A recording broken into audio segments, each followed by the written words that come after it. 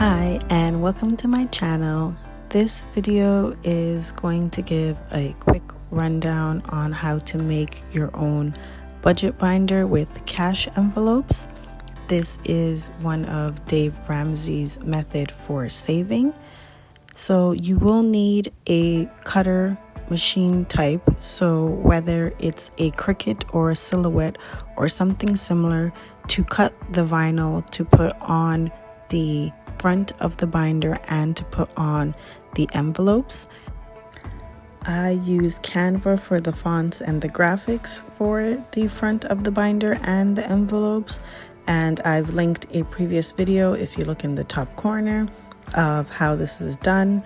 And basically you'll just download it from Canva or whatever software or app you decide to use, and then transfer it to Design Space so that the vinyl can be cut, and you use transfer paper to transfer it on to the surface.